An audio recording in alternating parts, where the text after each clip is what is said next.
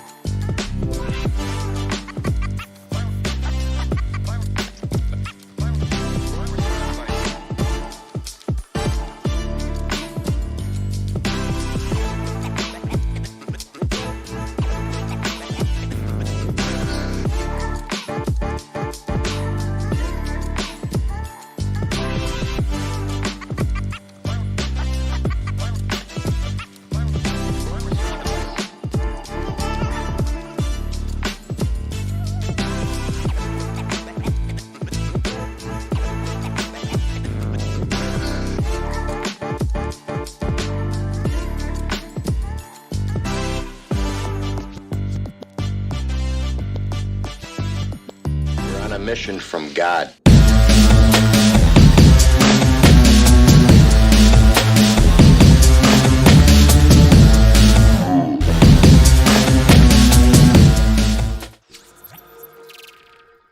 G'day, welcome to the show. If you're new here, thanks for popping in to check out our show. If you are an old returning viewer, thanks for coming back. I'm your host, Biscuit for the Biscuit, and my co-host, JediKnightPeter. And today with us, we've got Admiral Autism. You might know him from Twitter as Hobgoblin Mafioso. Hey, thanks for having me, guys. Yeah. So tell us a little bit about yourself, mate. Gaming, what you do, what you're into. Yeah, for sure. So I play on everything: Switch, Xbox, PlayStation, PC. My PC is not, the Decepticon, that a real gaming PC. It's good enough though. I historically have been mostly a PlayStation gamer. I would say this generation has been definitely a defection. I've definitely gone from being a PlayStation centric gamer to like an Xbox centric game across the ecosystem, Game Pass, Ultimate, PC, all that. I'm on that too. So yeah, I've been playing. I think the first time I've been playing since September of 1998, when I caught my mother gift wrapping my Game Boy Color in the laundry room for my birthday. So that would be the first real for me, yeah, that I owned. So been gaming pretty constantly since '98. Oh, wicked. How you doing, Pete? What have you been up to? What have you been playing? Good, mate. Yeah, I've been playing a hell of a lot of Forza. I jumped into the Elden Ring network test yesterday, but yeah, mostly Forza. I think, like most Xbox fans, very difficult to get off that game. I dip in and out of Call of Duty Vanguard when somebody wants to play a zombies match or a bit of multiplayer, but wow, isn't Forza absolutely killing it? Thank you everyone for being here for Halo Infinite podcast episode 2. Here we go again. Oh, my dog's decided to grab a hold of my dressing gown and he's trying to eat it. Yeah, I'm sitting in here in my dressing gown. That's right. Hey, to everyone here, please hit that like button, that subscribe button. To Mr. Joanna Dark, new here, welcome, mate. Yeah, he's not new. He's an old returning viewer. He's just kidding around. Right, so moving on to our first topic, if my dog will just chill out. Todd Howard interview. He had an interview with IGN's Ryan McCaffrey, and they had a bit of a chat about Starfield. And apparently the game has been completed, or is it a playable build? So it's looking pretty positive that it's going to hit on the 11th next year. Did you watch this interview, Pete? I did, mate. Yeah, I did. So obviously IGN was there for the 10-year anniversary of Skyrim, which is a huge achievement. Anyone in game development would love to have a game that's still being played by millions of people and enjoyed by millions of people 10 years after its release. I think that... Are you talking about Elder Scrolls? I'm talking about Elder Scrolls Skyrim. Yep. Gotcha. Right. Yep. So Ryan McCaffrey said that the last number that he heard being shouted out about Skyrim was 30 million sales, and Todd Howard quickly corrected him and said that it is a hell of a lot more than that. So congratulations to Bethesda, now part of the Xbox family, well above 30 million sales for Skyrim. Yeah, absolutely amazing. Yeah, loved to hear that Starfield is in a fully playable state. And he also said that the 11th of 11th, 2022 is not in pencil. It is inked in pen. So, yeah, great news for the next holiday season. Yeah, it was sounding pretty positive. Did you happen to catch the interview, Admiral? Yeah, I did. And like you said, I was very... Obviously, because with the global pandemic and the supply chain issues and all kinds of logistical melees that could sort of ensue, when he made the date concrete, I think, at least for me, that added sort of an understanding that there is stability there, that things are progressing more or less as they'd intended. And not only from Starfield, which is definitely the one game as an RPG junkie I am most excited for. I'm very excited for that one. I think that's really going to be a game changer, particularly for RPGs. But I think that just sort of speaks to two things. One is this sort of general narrative that Microsoft seems to be hideously mismanaging all its studios, which is erroneous factually in the first place. And the second one was just for how what Bethesda's operation scale looks like. So I not only just watching that as somebody intrigued very deeply by Starfield and the concept of Starfield, that sort of future retro Nasha chic type aesthetic they're going for instantly sold with me. But I think it speaks to how the wheels are moving at Bethesda, and I walked away with a lot of optimism from that. So I think overall, I think we can extrapolate a lot from that, if only tangentially, and I think it's good news across the board. So I definitely agree. I was very pleased with what I heard in that interview. Yeah, I agree, mate. I agree. He did. He did sound pretty confident. And he definitely inked in that date. So that to me sounds like a pretty big positive that they're definitely going to be releasing on time. I mean, only last night I saw on Twitter someone talking about the possibility of a delay for Starfield. But I just don't see that happening. I think if they've got a playable build now, they're pretty clearly going to be good to go on the release date, which is almost. Yeah, I mean, look, we can only hope. We can always only hope, but they are a team that's been doing this for a long time. They know, that the people that have been working there have been with them for a very long time. This is Bethesda's #1 studio. Yes, the teams all around will help them complete the build, but the positivity, and I think he said the word confidence more than once, really instill confidence in me, and I hope in the rest of the Xbox community that Starfield is going to be something great when it releases. First new IP for Bethesda in a long time. They've been switching between... Yeah, they've been switching between Elder Scrolls and Fallout for so long now. It's great to see them, push out something new. I loved when he was talking about how just the design of a spaceship and what that looked like and how long they took on that. Just that, that attention to detail is what Bethesda is known for, and cannot wait for the 11th of November. Agreed. Yeah. I personally though, with the Elder Scrolls release, I don't know. Are you interested in that at all, Pete? What about you? You said you're a big fan, Admiral. You guys keeping your eye on that one, or? I keep telling myself, I don't need to spend $20 to go fishing, right? And that's the narrative I keep trying to tell myself. But ultimately, I'm a little hesitant on it because I do understand that there is a degree to which this is farming an established consumer base, right? And I understand that, and that's a valid critique of the whole. I need to personally see a little more. I mean, I've seen various YouTube videos and analyses on this is what you're getting, right? This is what they tell you. I'm holding off on it because I'd like to see a little bit more, But ultimately, I think in my heart of hearts, I'm definitely an RPG guy. I don't even want to know how much time I've put into Skyrim over various playthroughs, builds, characters, what have you. And I bought every edition of Starfield or downloaded of the Elder Scrolls Skyrim and gotten it off Game Pass or whatnot. I'm probably gonna get it. I think I'm just holding off a little bit more for the moment. But I think I know I'm gonna pull the trigger on it.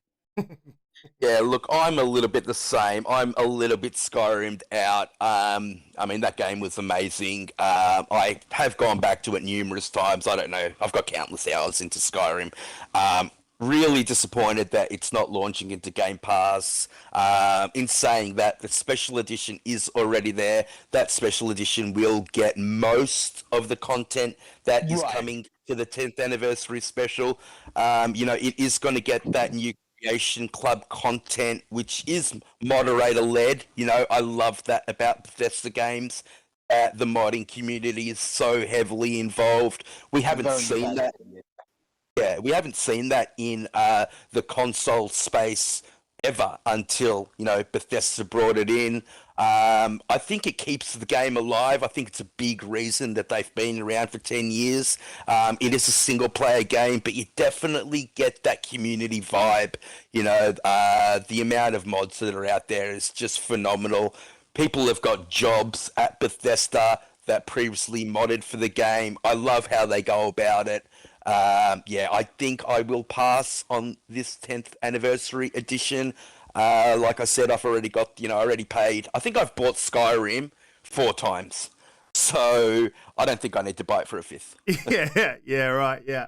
Well, that modding for the community, there was, it kind of skips me to a topic, which is GTA released. And the reception hasn't been, GTA re-released, another re-release of an old game, but the reception hasn't been great. That's a company that shut down its modders to release a game that is basically not up to par with what the modding community had done for it previously. Have you guys seen anything to do with this? Have you had a chance to play GTA? I personally haven't, but what I've heard hasn't been positive at all.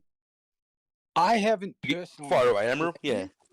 Yeah, I haven't personally played it, but I definitely agree with you. It's interesting that the results that we're seeing from one corporation, one that actively embraces its modding community, and another that threatens them with class action lawsuits. You know what I mean? So there's something to be said for that, and I think we're seeing that. I've not personally played it. I will tell you, I was not extremely impressed with what I did see. But to be perfectly honest, my only intention was ever to get Vice City because I just want to drive around listening to Flock of Seagulls and doing cocaine as Ray Liotta. Like that was the only thing I wanted out of that. That's all I wanted to do. Living out your Goodfellas dreams. Yeah, in video game. Right? I Can't go wrong, mate. I wanted to break kneecaps on South Beach. Like that was my goal. And so I was looking forward to that, Yeah. And in a Pontiac Trans Am. And from what I've seen, I've been pretty. I don't know, because it depends on the scale of the promise. Is it a remaster? Does that truly feel mastered? I guess it's just like any analysis, it's subjective. I was not impressed. I will likely pass. I mean, unless I get a PSA from Ray Liotta, buy this shit, then I might do it. But I think I'm gonna pass. Yeah, it didn't draw me in at all. Just looking at it, it still looks pretty dated with the update that they've done. So, I personally am not keen to go back to Andreas. And from what I've heard, it's not great. Pete, did you get a chance to have a bang on it? Or? I have downloaded it. I've been busy with other things, so I do have it on there because, look, it's on Game Pass, guys. So you don't need to buy it. You can just try out San Andreas. Look, I think we all forget how old these games are.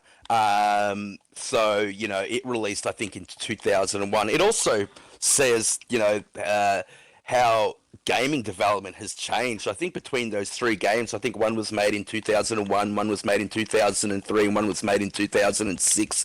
That is just no longer the case. I think everybody really wants GTA 6 to release, and I think that this is, just something to tide people over. In saying that, I don't think that they have done a good enough job on the product. People expect a lot from Take-Two. They have got such a good name in the community. It's a real shame. I don't think it's, on the level of, say, a Cyberpunk, because it is an old game.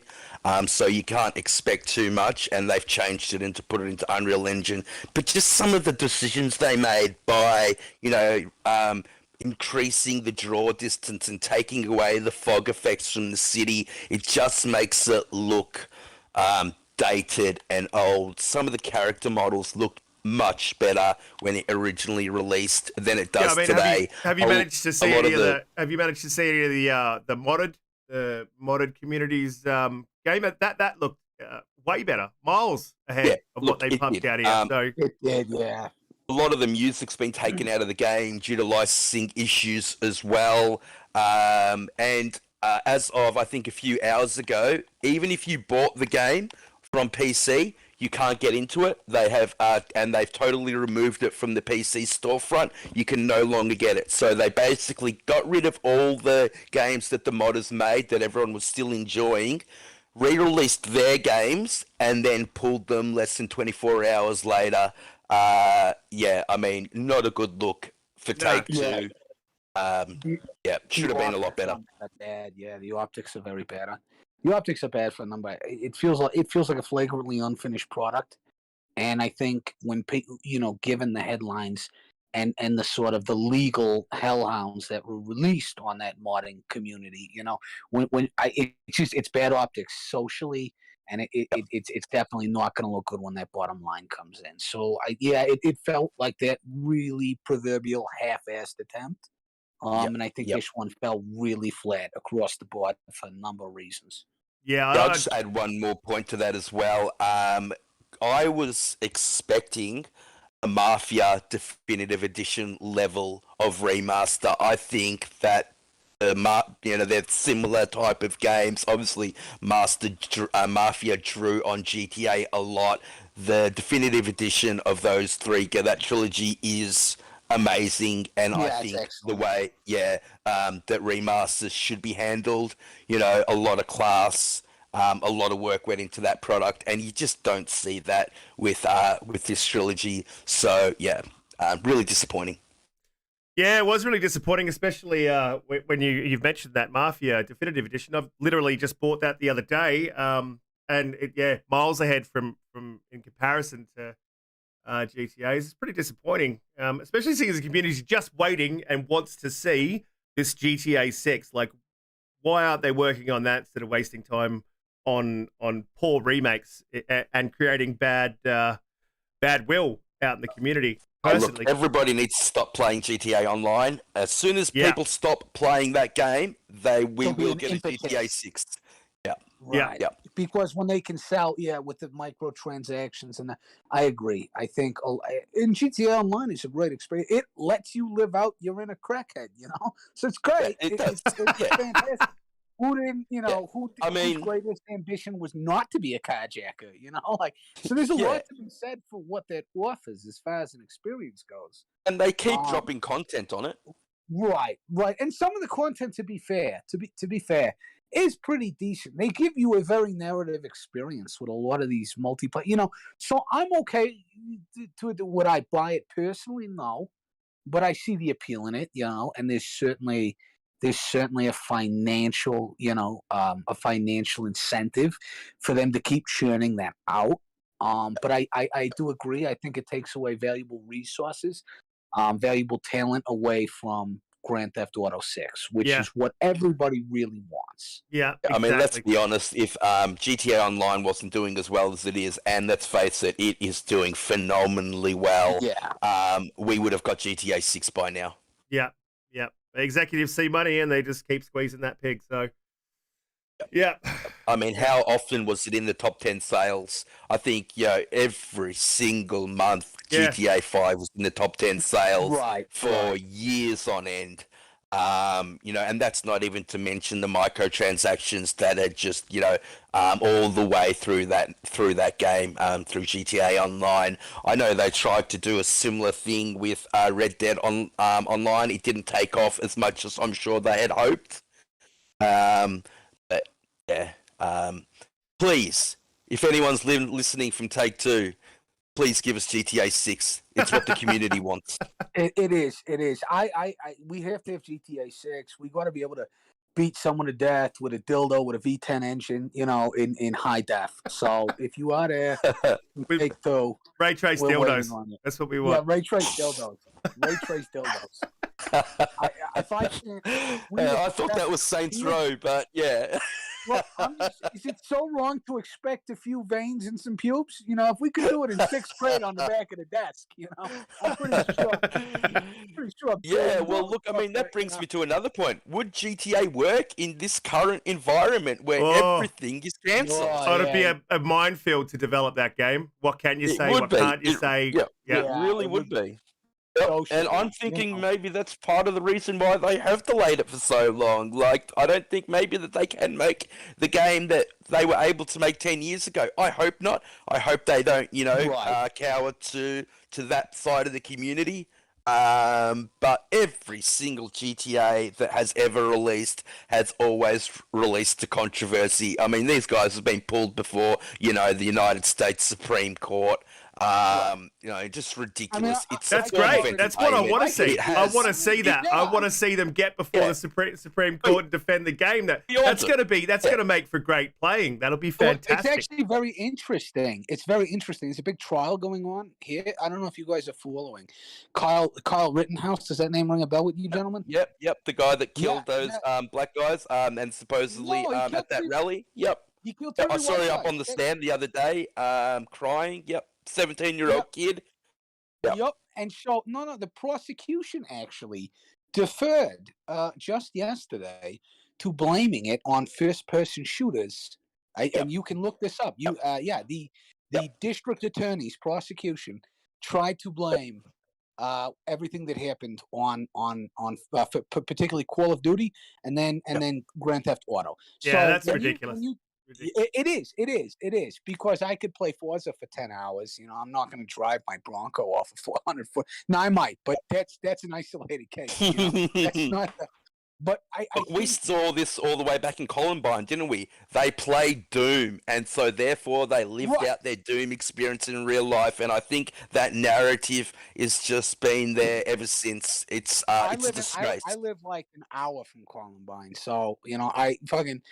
Columbine, the Aurora shooter. Well, I think the problem though Grand Theft Auto's always been very good at one thing. It lampoons the living shit out of America, right? Like it takes everything American culture and just satirizes the fuck out of it. And I think that's part of its appeal, Like it's just like South Park. I agree. It is, and it's so I think a lot of it, for speaking as an American and looking at you guys as sort of a foreign audience by virtue of you being Australians, I think you find that hilarious, and I think it gives Americans an opportunity. Like, there's a lot of Americans that played Grand Theft Auto 5 and saw that security company that was German and didn't realize that Group of Sex, they named it Group Sex, or that Pisswasser literally is German for piss water beer, so so I think it's going to depend on how much. I think a lot of it is going to depend on sort of the socio-cultural zeitgeist in America, how much we're willing to laugh at ourselves. Because you release Grand Theft Auto 6 and all of a sudden there's 700 placards that say "Dildo Lives Matter." We have a problem. So exactly. And I think it also depends on what the CEOs are willing to let through the gate. Look, I mean, Red Dead Redemption took the sex scenes out of the game. I mean, you go to the brothel, you get a massage. There's a little bell, that goes off, which is obviously meant to lead to a sex scene, and it never does. It just cuts to black. I didn't even. I was disappointed when you didn't even get the hand job in the tub. I mean, honestly, it's meant to be based into the Wild West. What did all the Wild West movies relate to? You go to the bar, you go to the brothel. I mean, if these are meant to be, semi-realistic type of games, I think they already cowered to that part of the community and all those voices, and I just have a fear that GTA might not be able to get away with it anymore because of those voices that are constantly dragging gaming through the mud. I'm hoping that they don't water it down, but it's probably pretty likely that they will. It's a form of entertainment. It gets an R rating in Australia. I'm not sure the rating it gets in America. I think it is NC, which is similar to our R rating. It's like M. You got to be 17 technically. What happened to the day where parents actually, took control of what their kids played? I mean, there are ratings for a reason. Right. We are all adults. We see it on movies all the time. How often do you see people getting heads blown off in movies? Things like that. What makes gaming any different? Personally, I can't see it, and I think it's an old narrative that really needs to disappear. Yeah, and but you need to tell the state of Wisconsin they got a kid on trial for it. Yeah. Yeah, well, Yeah. people are gonna still push it as long as these sorts of things are gonna go on. But we're gonna move on to our next topic, which of course, surprise, surprise, Halo Infinite. They dropped another gameplay impression from IGN of the campaign. And to me, my concerns for Halo were the fetch questiness of it, or maybe the Ubisoft. They might be going that Ubisoft route. But from the looks of what IGN has put down in their impressions, it's not that, and it's not quite as open as we first thought. Apparently, it's a slightly more linear open world with a good story that they stick to story beats, and it looks pretty positive. I'm actually pretty excited. That seems to have kind of allayed my concerns about the game being, Ubi Halo. Did you catch this, Jedi? Did you see this one? Yeah, of course. Anything to do with Halo, I'm there. IGN have been doing a great job getting access into Halo. Congratulations to them. I think Ryan McCaffrey and what was her name, Miranda Sanchez, both got to play the game. A large chunk of it. What really stood out to me is when they were having a conversation about their experiences in the game and just how differently they were able to tackle that semi-open world nature of the game. Miranda, who is a completionist, if you know about her, she writes walkthroughs. She likes to tell everybody where to get skulls from, where to get all the collectibles from, and she had a great time just going out and exploring the open world, finding the different collectibles that were out there. But then when it came time to take on the base, she just went, she took a little side route, found, weapons that a lot of people wouldn't have found, and got to go in guns blazing. Whereas Ryan had a completely different experience. He basically found a ledge that he was able to grapple hook on to the top of, and was just taking people out with his battle rifle. Same game, same sandbox, same area of the game, two completely different experiences. I love that. That's very Halo to me. However you want to play it, however you want to play Master Chief, you get to play as Master Chief. You get to fully encompass that character and live out your dream of being a super soldier. Cannot wait. Admiral, you a bit of a Halo fan, or? I'm an extreme Halo fan, actually. I played that. Yeah, I remember beating it as a kid at a sleepover party at like 1:47 in the morning on legendary difficulty on the original Xbox with a friend of mine. So I love Halo. I think, and I got to agree with everything Jedi said. For me, what Halo seemed, and I got to agree with you too, because I was worried about the Ubisoft, I guess should I say, effect. I'd say Ubisoft. I'd say Ubisoft. I was worried. Sorry, my Australian's a little weak. But so I was worried about the Ubisoft effect too, with those endless fetch quests, But because Halo's always been a very linear experience, and I think it's less Ubisoft and more Metro. You know what I mean? Almost, and that there is this sort of there's an open world aspect, to the game, but there is an overarching narrative. There is something you were saying, and it all has to come together cohesively. And I think what I was worried about, was that these side quests were not going to have, there was not going to be any lore-based or narrative, impetus to go do it. You would do it because it was there. Busy work and filler, which is what I was worried about. Yeah. And it would not contribute in any meaningful way to the Halo experience. You know what I mean? It does seem, though, that Halo has managed to remain both linear and sort of open, like it's innovating without losing its soul. And I was very impressed with what I saw, and it seems to more or less, based upon these preliminary reviews that we're getting, I think they only played up to if I'm not mistaken, I think it was 4 hours. Feel free to correct me if I'm wrong. That's right. Hours. Yep. That's right. Yeah, I think that was the number. And so everything from what I saw, it seemed like Halo was able to simultaneously go in a new direction without detracting from what has always made Halo, that narrative experience. So I'm very excited for it. I like, from what I've seen, I definitely agree with Jedi. I like the way they're giving you the opportunity to customize your Master Chief experience. You can do things your way.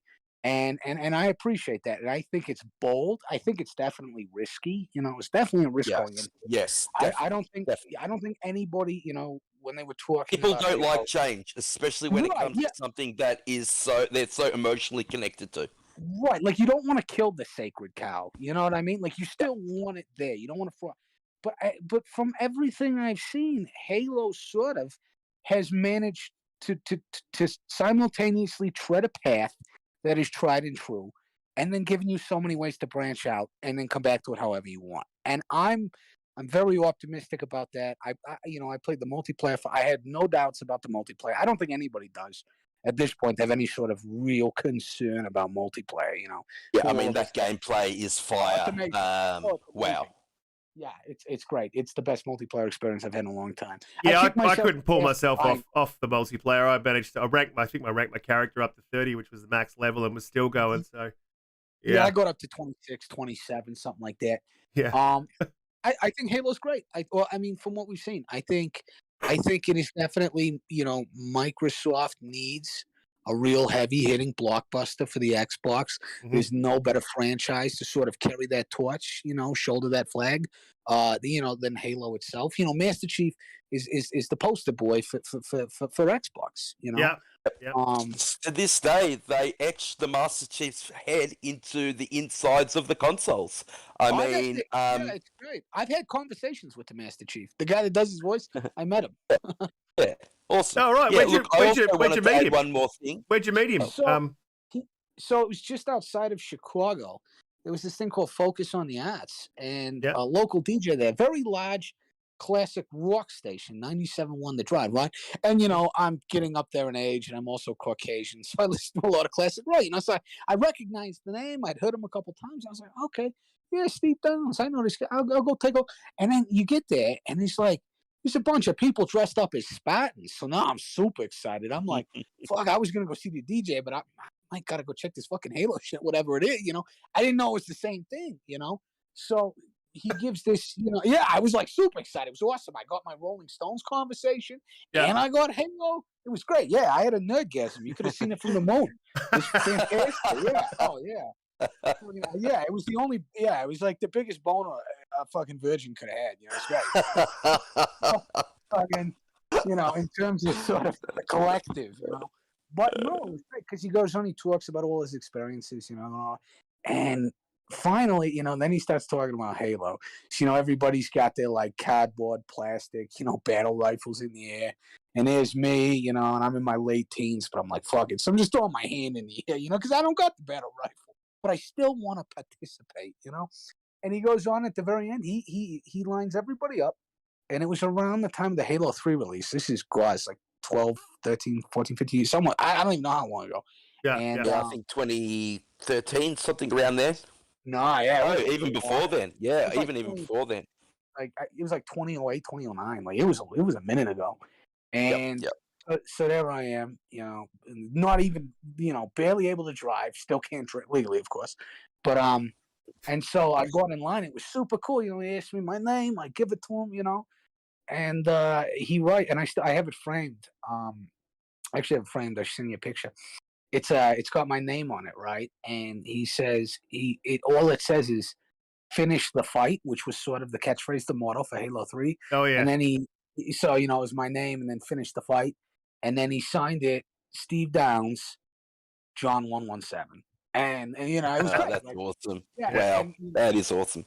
yeah, and I didn't even, I didn't know it was the same guy. I just kind of stuck around. It ended up being a real cool experience. So, I've met the Master Chief. He's not actually that imposing in real life. He's he's about 5'10", or he was. I don't know. He's probably shrunk now. He was kind of older when I met him.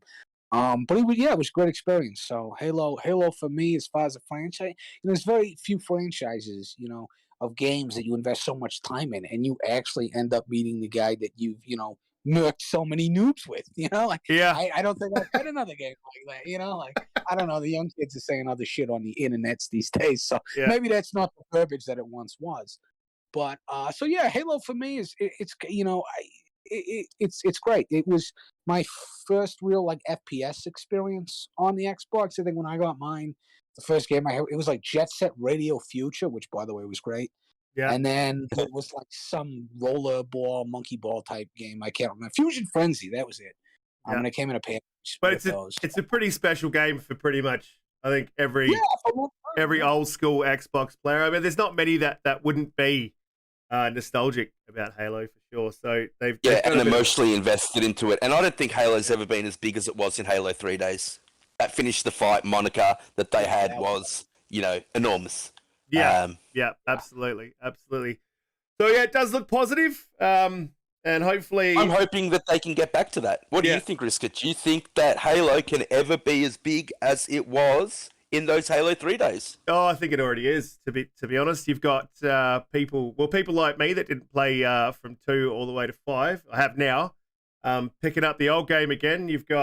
I've spoken to plenty of people that weren't big, massive Halo fans that are starting to really look at this game like it's the thing to play come December. So I think it's already pushing its way up the ladder, back to its old heydays. And hopefully 343 can deliver what they've promised and what it looks like they are going to deliver.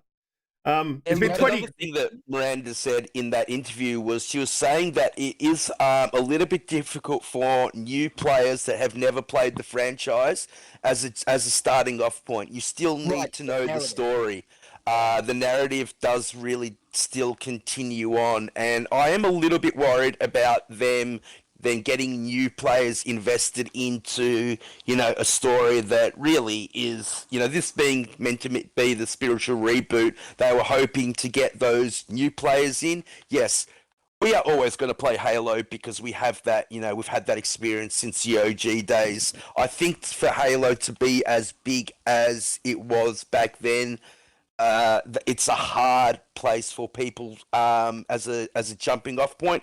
In saying that, I think the multiplayer being free to play will drag a lot of people in, and then hopefully, you know, the Master Chief Collection is always there for, you know, for people to play. That's story, it, and the history. The history is only ever a YouTube click away, really. If you want to find out what happened in the past, you can always just click that on YouTube and go back through and listen to the story. If you don't want to play through the games, I think it's going to be pretty hard for them to reboot Halo. I mean, they sort of tried in 5, and it didn't go very well. So I think they've probably made a pretty good call just to continue on.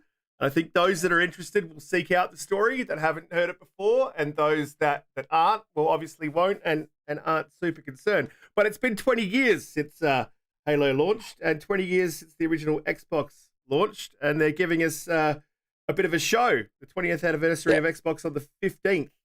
And they have stated there won't be any new reveals, but there's plenty we know that could be shown that we've already sort of seen. So there's games like Hellblade, Marvel Midnight Suns, you've got Redfall, Chorus. I think Chorus drops on the 6th of December as well.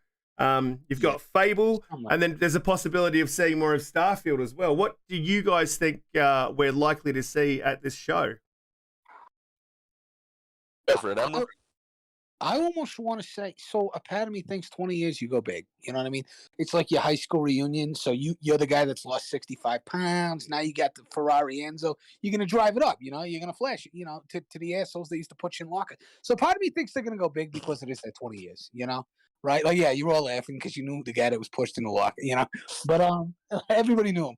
But so a part of me thinks they want to go big. The other part of me acknowledges that I think, see, a lot of these games that they're talking about seem to be very far along in development. You know, things like Avowed. Avowed is very far along in development. After that interview with Starfield is very far along, you know. So you almost think they want to play it a little safe, you know what I mean? Although I think Avowed would be, because we haven't seen anything, you know, we haven't seen anything on that more than that trailer, much less for Starfield. I think, you know, given how far along these games are, maybe they want to be a bit more ambitious. Maybe they want to show them. And then again, maybe, you know, even Fable. I think Fable would be awesome to see. Maybe they want to be a little more conservative with it. Maybe they want to play it a little safer. I don't know.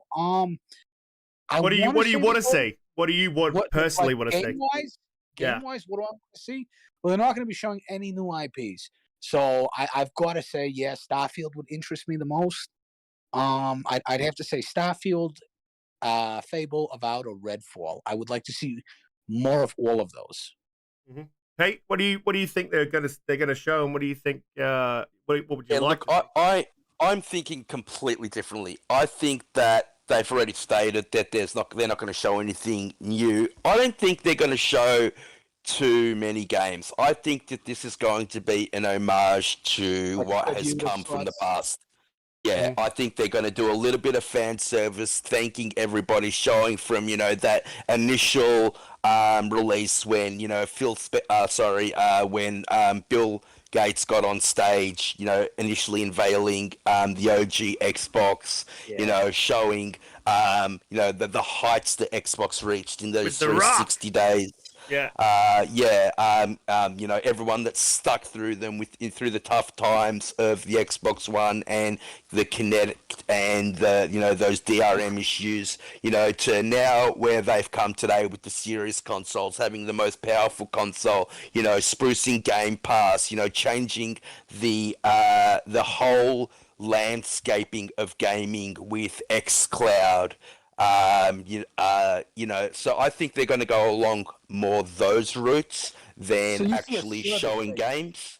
Yeah, I think that there is a time and place to show games. I think the Keeleys would be a better time to do that. I think this is going to be more of a reflection on where they've, what they've come from and where they're going. But people want to see see games. So, and they know that. People always want to see content. People always want to see content. I think the financial we're coming up on the holiday season. So anything they could do, nothing sells consoles like games. You know what I mean? And I think a lot of it is going to be devoted to Game Pass because Game Pass is the greatest thing to happen to gaming since gaming. I'll say it, Yeah, absolutely. And Grey Monad in the chat said Game Pass stuff. So, yeah, he's definitely agreeing with you there. It'll be a lot on Game Pass. I think they need to show something, though. Maybe just one of those titles. You know what I mean? It's coming up on the holiday season. There's still shortages, but from what we understand logistically, Microsoft is not suffering, and a lot of that's how well they control their supply chain by virtue of the market dominance they hold in certain sectors of industry. Mm-hmm. So I think and I think from what I understand is that obviously, during holiday season, Christmas, what have you, a lot of little kids, or even guys our age are begging our wives, PlayStation, Xbox. I think they need to show something to convince, Mrs. Johnson to get little Timmy an Xbox over a PlayStation. I think Game Pass is going to be a lot of that. You tell your kid, you'll get 200 free game. But they got to show something, I think. And that'll be at the end. I think they'll come out. Well, look, what I'd like to see is Halo campaign, and not IGN showing it, actually Xbox showing it front and center on stage.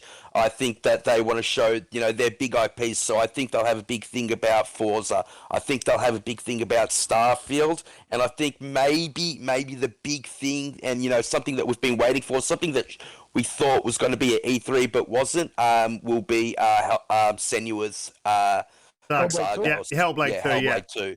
Yeah, Grey Monad in the chat there, he says that Jez said it's a must watch. So that kind of tells me that if Jez Gordon from Windows Central saying it's a must watch, it's probably likely to be one of those games there. And I would personally bet on Hellblade. I think you're absolutely right. I'd like to see Fable. Fable's one of the big IPs that I love personally, and I just can't wait to see what they do with it. More focused on Forza at the moment. Look, I'd love to see Fable as well. That would be amazing, and especially because it harkens back to those roots. When Fable originally released. 100%. And so, look, I do think that's a possibility, just because, showing what was old and what was new, and how far along they've come. So. Yeah, look, I hope I'm wrong. I hope that that they show as much gameplay as possible and do more of an E3 showing where it was just game after game after game, hit after hit after hit. I just can't see that happening. No, I definitely don't. I don't think we'll be saying anything in that thing. There'll definitely be a look back at the what was and how far we've come, but I'm pretty sure they're going to drop something. Not a new IP that we haven't seen, but I definitely think we'll be seeing a little bit more of something we've seen a little bit of. Do we get Game Pass numbers? Yes. Yes, do we? that- Because now that that- Forza's hit and Halo's coming up, would it be that big 30 million figure? Last Right, that's what I'm figure that thinking. was released was 18 million. That was a while ago now, and I Yep. think that they have been waiting for Forza and Halo to hit. Like when you get those big IPs in. I mean, we've all seen the Forza numbers. I They're think fantastic, yeah. only on Xbox told me just earlier and that it's got 7 million players now. Wow, that's amazing. How many? I know it sold, I think 1.5 million copies pre-release, so they got it Yeah. early. But the rest of them would be on Game Pass. How many of them signed up to Game Pass to Just play to the play game? the- Yeah. And the numbers, the way they were going with the percentage of growth that they had for that quarter, it would have put them by the end of the year, and I think it was 26.666. 24.6, I think, mate. No, it was Yep. 26.666 something Yeah. million. It was 26 and change, yeah. Yeah, Yep. and Yep. if you take Forza into account and you take Halo into account, like that number's easily going to be hitting 30 mil by mid-December, like easily, if it's not already there. Yep. So my Yeah, question that would be is, amazing. do we get the number? Do you? So I have two questions, not to drag this on, but in both of your opinions, right? Part A to this will be, do we get the numbers? And part B will be, if not, would conventional logic dictate we would get them post Halo? And I mean, that would be the jumping point. I would say it completely depends on the number. If it's 22 million, 24 million, no. If it's 30 million, yes. You know what Microsoft are like with their numbers. True. They tend to hide them if they're not something that they can shout from the rooftops. So, yeah, I think it's completely dependent on that. In saying that, Forza dropping in November, Halo dropping in December, I cannot see a 5 million jump in Game Pass numbers because of those two games. Yes, Halo is free to play for multiplayer, but that campaign, you still got to be into Game Pass. Right. So, yep. And don't forget, Game Pass in November is having a phenomenal month. Yeah, it is. I've got some notes here. Yeah, just bear with me. I'm looking for them. Okay, so Game Pass has dropped Forza, a 10-hour trial of Battlefield because of EA Play. If you're on the Ultimate, it's also got GTA San Andreas and It Takes Two. I mean, something for everybody there. Age of So Empires just dropped too, yes, yeah. that's PC true. Yeah. So something for everybody. I can't see the numbers not being boosts substantially.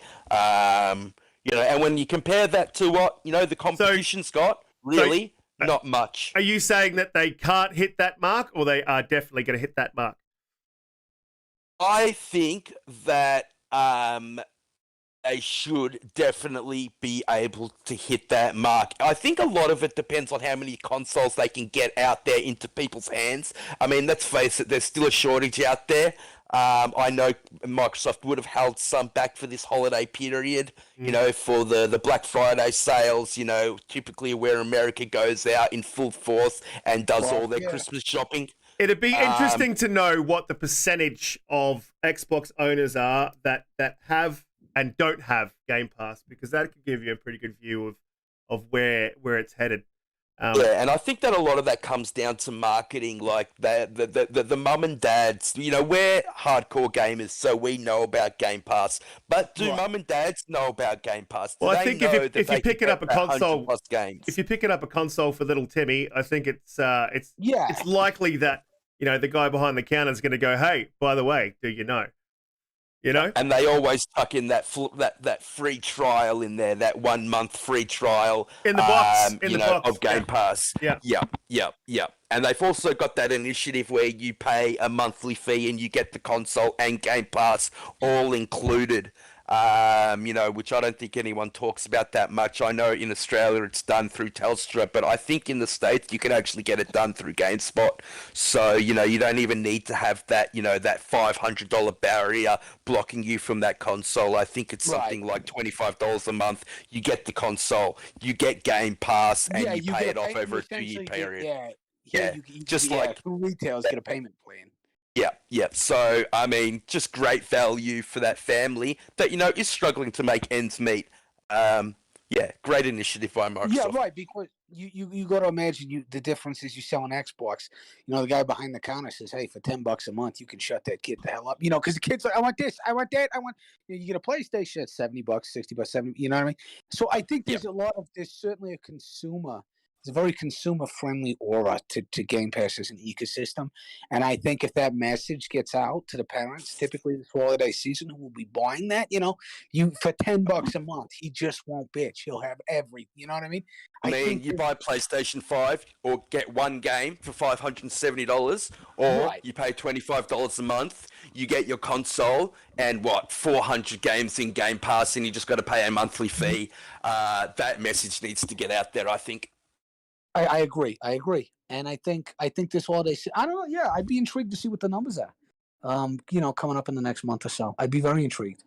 So yeah, I think personally, anybody with kids. I mean, if I were to look at it objectively, I would say, well, there's no competition where that's concerned in terms of that value. The value there is undeniable. Yeah. Well, Monade in the chat makes a very good very good point also. We said ponies are leaving in droves to play Forza 5, apparently. There's a lot of PlayStation owners out there that don't subscribe to Game Pass that I think might get pulled in this holiday season. I mean, Monade just said 7.7 million Forza players. Shout out to Monad. He is a Forza god. Haven't beaten him in a race yet, so I will get you one day, mate. Big Mad Mo says it's hit 10 million over the weekend, so that's absolutely crazy. Yeah, these are work days. People are doing that. If you can hit 7 million, what is it now? What was the official number? 7.5 million. I'm sorry, what was the number you just gave? Yeah, he said 7.7 million. 7. Yeah, and then Mo's saying it's hit 10 over the weekend, so that's so crazy. Numbers like that, I think, are very indicative. I hope that's indicative of sort of Game Pass. Not so much as I love Forza as a game. I hope that's indicative of the sort of momentum, because Game Pass is a beast that you need to feed. Absolutely. Absolutely. So I think this is going to be sort of telling, both for the financial viability, even though the numbers, as we understand them, are still pretty good. All right, Mo's saying, will it hit 10 million this weekend? Okay, Mo, gotcha, man. I would say 100% it will. Yeah, I would say 100% it will. Yeah, I'd say 10 to 12. Easily, because there's still plenty of people that haven't had the chance to play it. They've been working all week, so. I mean, what did Phil Spencer tweet out? The biggest release that Xbox has had ever in their history. And a lot of that would have to do with Game Pass. It takes away that barrier. And pretty much everybody that I know has played Forza has got a little bit of the DLC, whether, even if they didn't pay for it through Game Pass, they've paid for that treasure map to show the barns. They've paid for, the car pass. I mean, I bought that small car pack for, I think it was $7 or $8 Australian. It's cheap, and you end up with like 7 or 8 cars. Very reasonable, isn't it? It is very reasonable. I agree. Yep. It's telling me. Well, I like the idea, because if you think about it, this game has been so successful. These racing games are typically a niche market, and you got 10 million people now playing. So I think, that is games like that are typically, sports games. I mean, other than the phenomena that FIFA is, for kicking a ball, but sports games and racing. I say that as a soccer fan.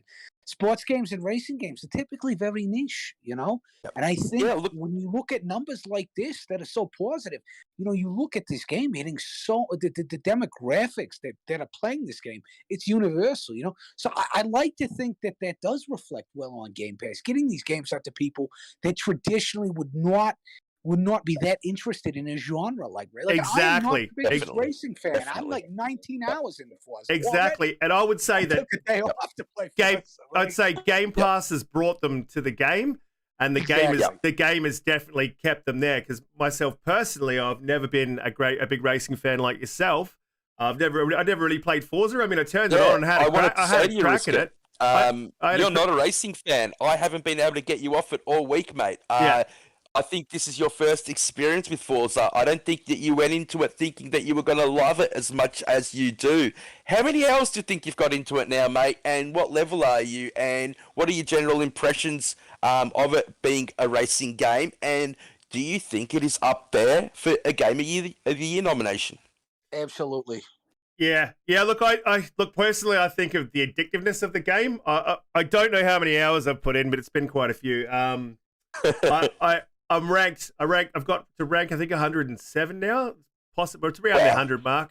As soon as I turned it on, I mean, I played Forza 4. I turned that on and I played it for like an hour, maybe 2, and then I was done. This game, I've turned it on and I have just not stopped racing around. Even just racing around the map doing nothing, like it just holds your attention. And for that reason, I think that it's a bit of it's not just a racing game. I think there's something a little bit special about this game. I think they've absolutely nailed it. I feel sorry for them because now they've got to follow this act with the Forza 6 or the Motorsports 7 or 8. I can't believe people are talking about Forza 6 or Horizon 6 already. Yeah, I mean, let them have their time in the sun. For goodness sakes. Exactly, especially when you know you have to follow this act. I think it's definitely a Game of the Year contender. I would have to say that my money is on this for Game of the Year. If Halo was in there, I'd say Halo. But yeah, definitely Forza's. It's up there. It's up there.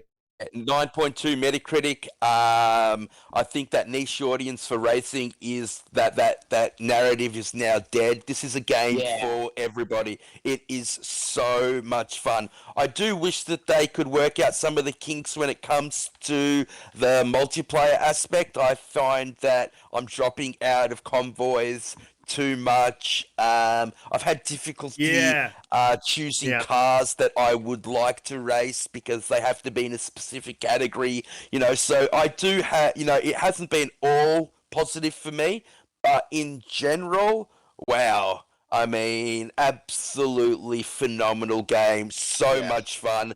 Better with friends. And just a relaxing game where you can just drive around and have a lot of fun. There is a bit of a barrier there. You kind of mentioned that with the cars and you have to excuse my dog. He's having a mental breakdown.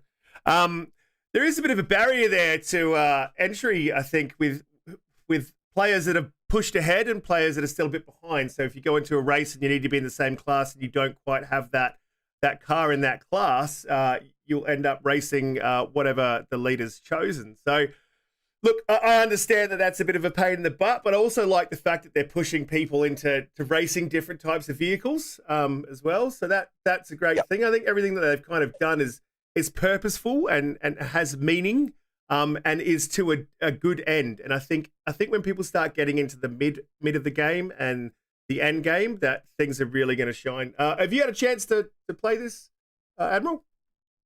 Oh, Forza? He said he's 19 hours in. Oh yeah. Oh, you're 19 hours in.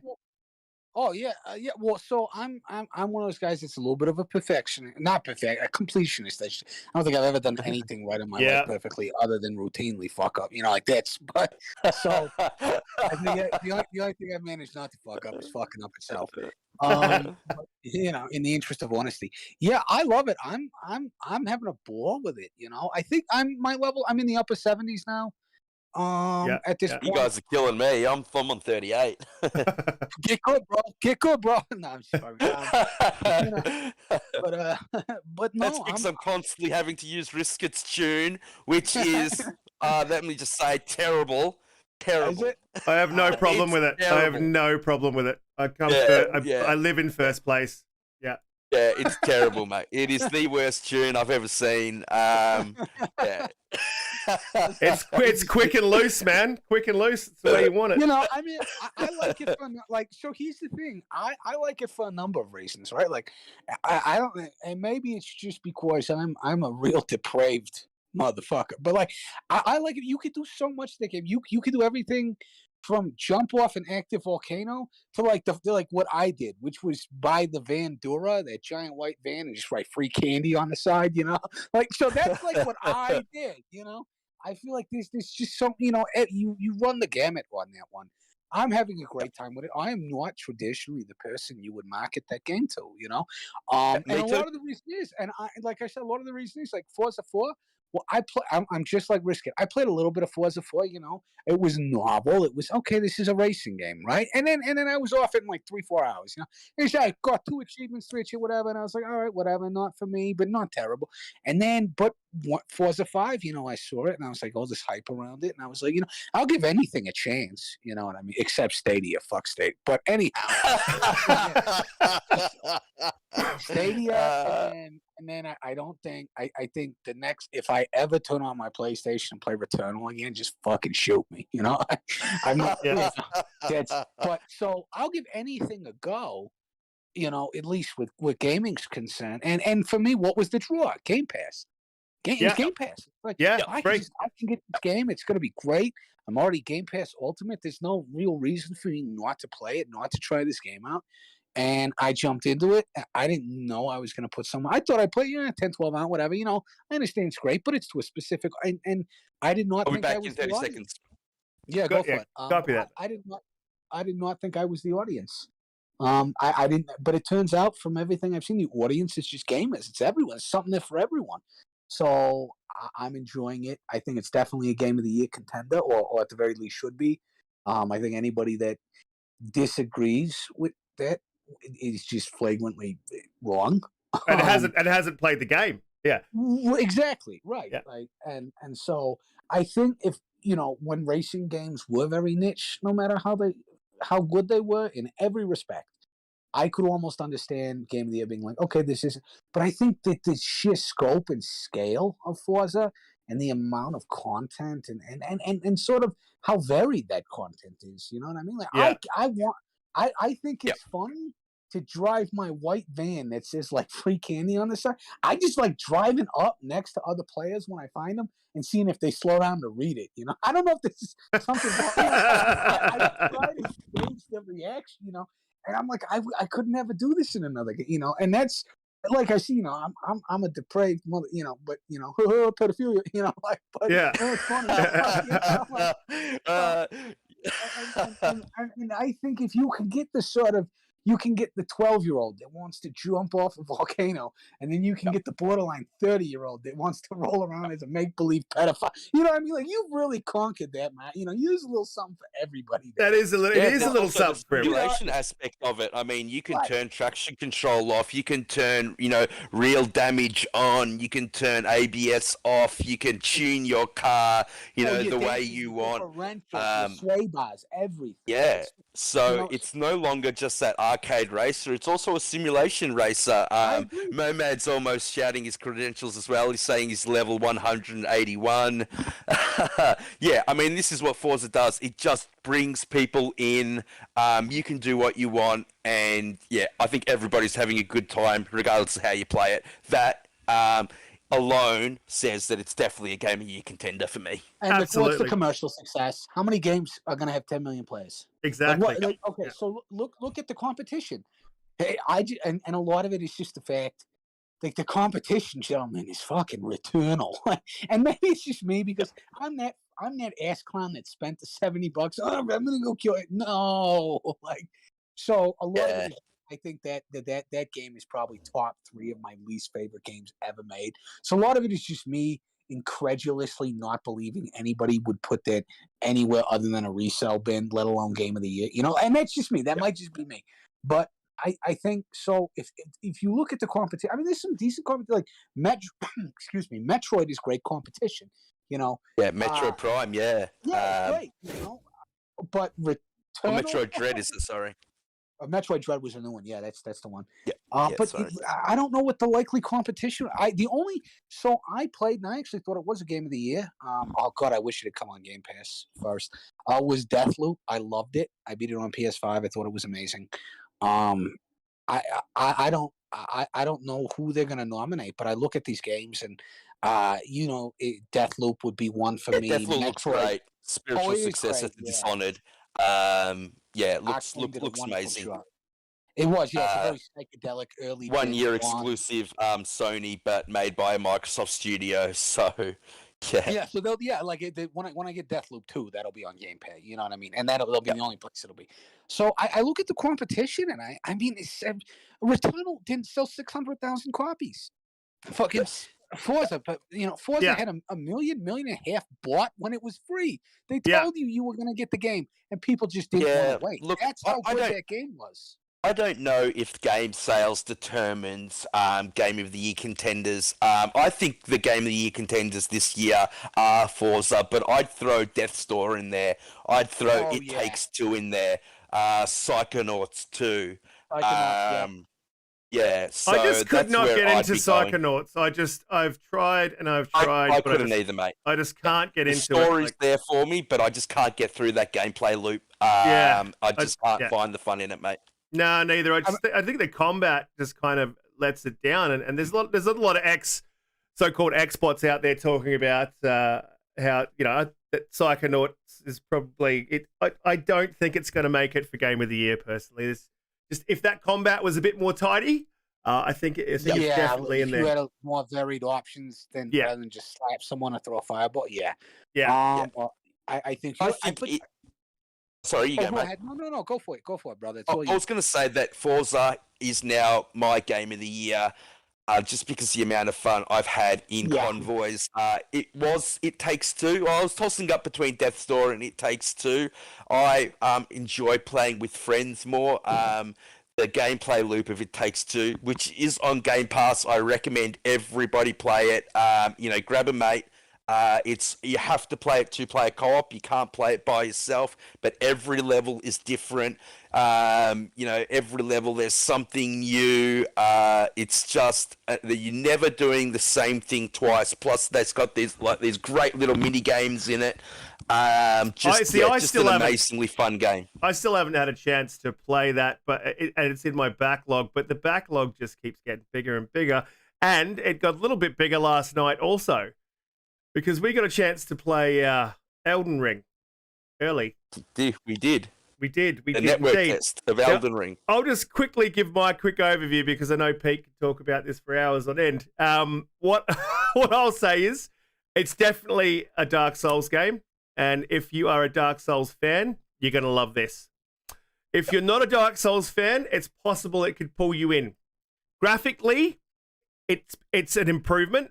I wouldn't say it's the best graphics game, to come out this year, 110%, but it does look beautiful. It's got good draw distance. The issues that I had with it last night was the co-op is very limited, and that bothered me. I don't think they should progress their co-op further, because at the moment what happens is you can co-op in a specific area, but all the other areas that you could go through into are closed off, and you can't go in with a co-op partner. And that really bothered me. That wasn't something that I think it was a good design choice. I think they should have stepped forward with the open world and stepped forward with the co-op. But other than that, the game is absolutely amazing. I loved it. I can't wait to play another 3 hours of it tonight. Today, 1 p.m. Today is at 1. Oh, we're going to have to shut the show down, guys. We're going. No. All right, everybody, fuck off. But great game. My issues are in the co-op. I would like to see them open that co-op up and make it a cooperative experience where people can really, because the community's already there, right, Pete? I mean, you were saying last night. Yes. The community is there. I was talking to Admiral about this earlier. He isn't really a Dark Souls fan, so I'd like to get his take on Elden Ring. Will it convert him? Is he more likely to play this style of game than he was Dark Souls? He's also played Demon Souls on the PS5. Which would he prefer to jump into, Demon Souls or Elden Ring? Oh, between the two. Maybe I was not the most verbose, So maybe let me think about it. So it's not that I'm not a Dark Souls fan per se. That's it's well, I think I used a very very vibrant cheerleader analogy to describe my sort of Yeah, yeah. my relationship with Dark Souls.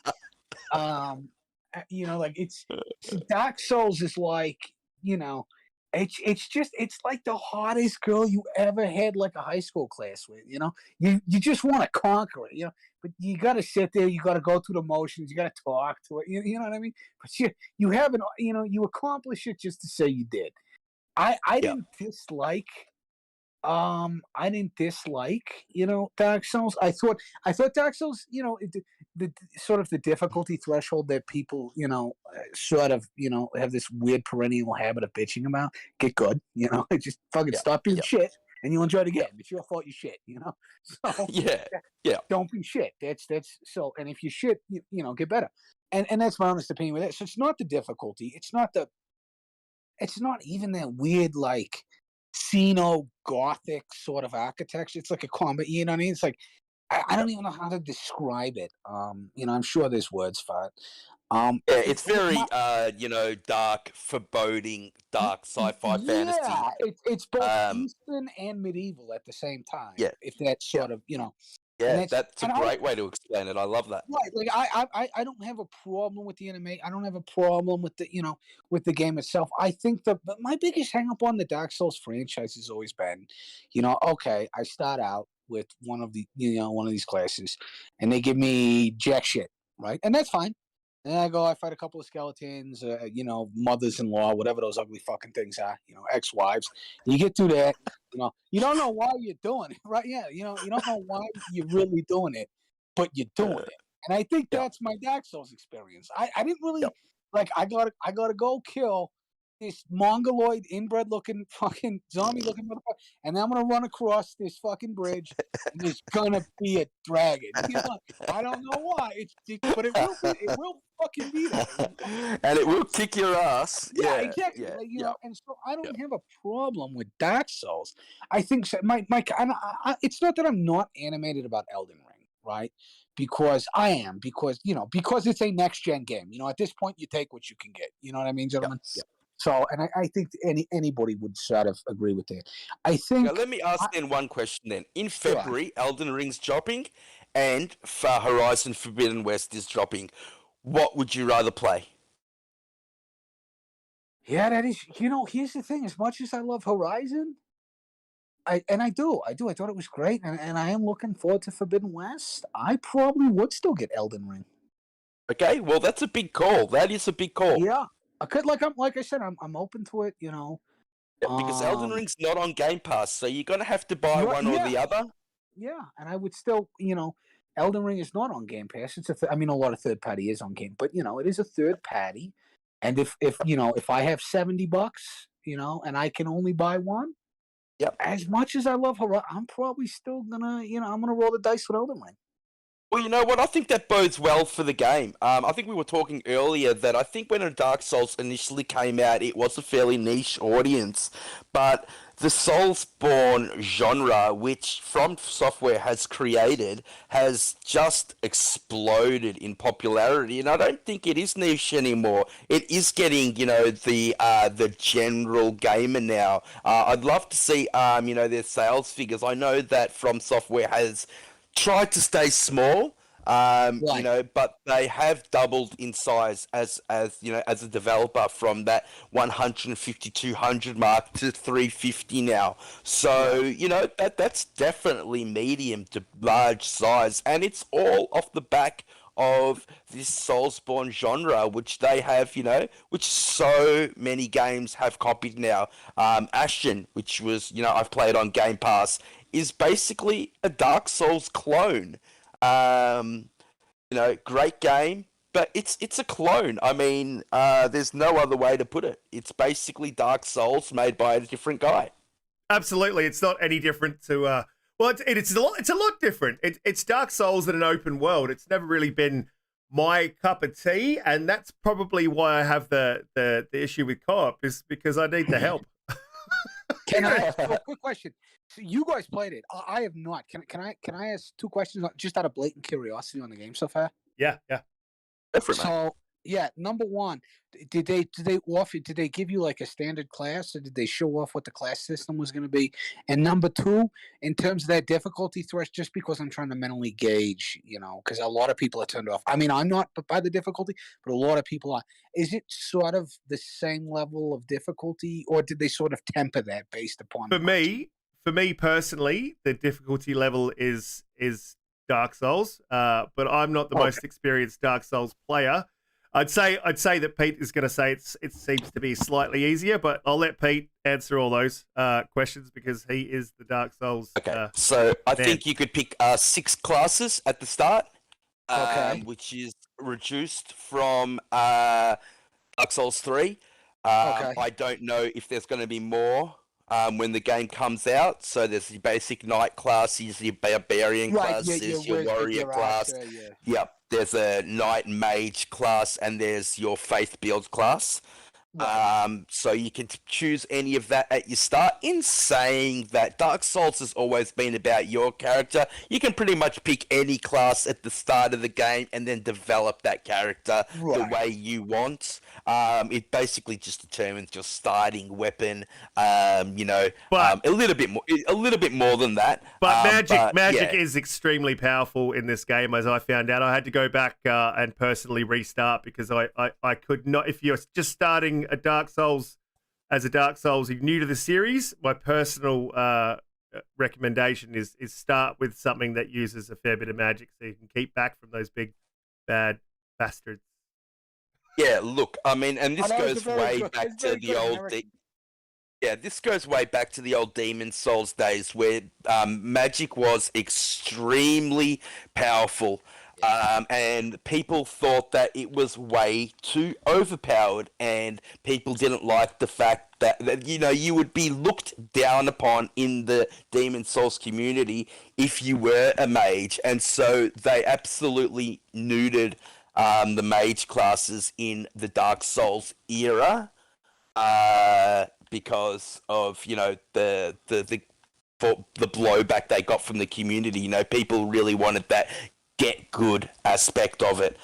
In saying that, magic is back. I have always played as a mage. I love it. I generally play as a knight/mage class. I always have a backup sword, something, quick, fast to take care of those small, easy NPCs, and I'll use my, magic from a distance to take care of the bigger foes.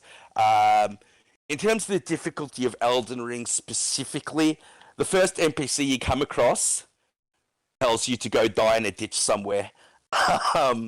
So I thought that was pretty hilarious. They put my money on the fucking game?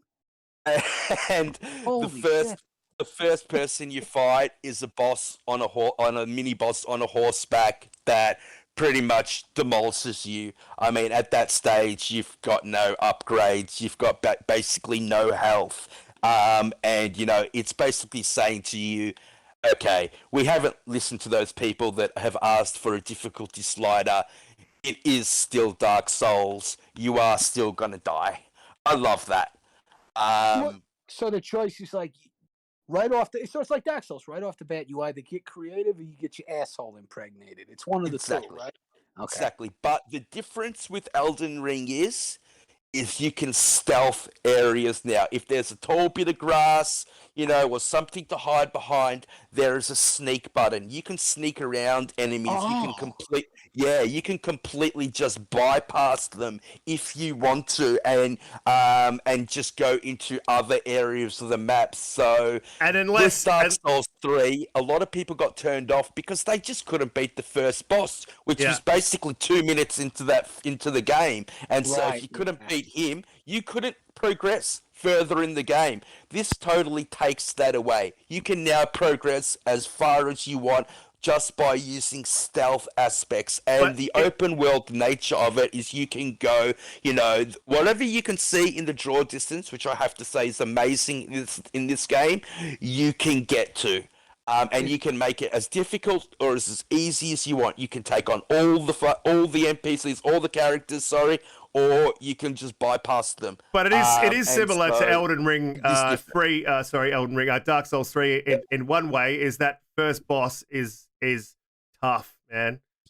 Who was that first? Was that statue with the broadsword? No, that's the big Yes, guy. when you put The big guy with the horse. The big guy with the horse. When you pull out the when you pull out the twisted sword, and the he just first comes bit of at the you. boss, isn't that hard. But when he transforms into that creature, his hit marker is massive, and it is difficult.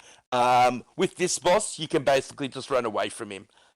Which is what we did. I'd say, which is exactly what we did. Yeah, exactly. Yeah, exactly. I do have one thing that I wanted to correct from last week. I said last week that they have changed co-op, and so you can basically play through the entire game with a friend, and you no longer need humanity.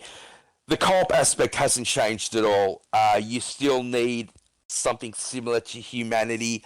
I'm very disappointed that they haven't gone further with that. After I helped Brisket kill the boss where the wolves were, and as I immediately got kicked back into my game, I wasn't still able to progress further with him. I wish that they changed that. I still get half my flasks when I join a co-op game.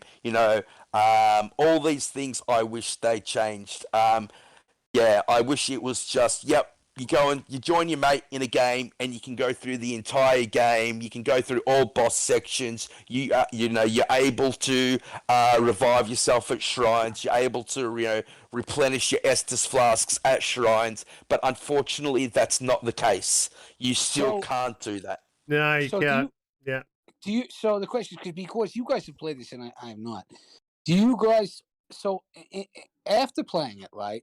And knowing that the Dark Souls audience was a little restrictive, based upon the difficulty, based upon the accessibility of the game, having to have resources just to play with you, from what you've seen so far, is there a Forza effect? What I mean to say is, like what Forza has done. No. So you don't see it changing sufficiently to expand to a wider audience. No, and I don't think that's their intention either. I think they're very clear with their intentions. When you play the game, you understand that this is a Dark Souls game, and if you're a Dark Souls fan, then this is a game for you. If you're not a Dark Souls fan, then this is definitely not the game for you. And there's a lot of it's a niche. It is a niche game. That is definitely a niche game. I probably won't make it all the way to the end.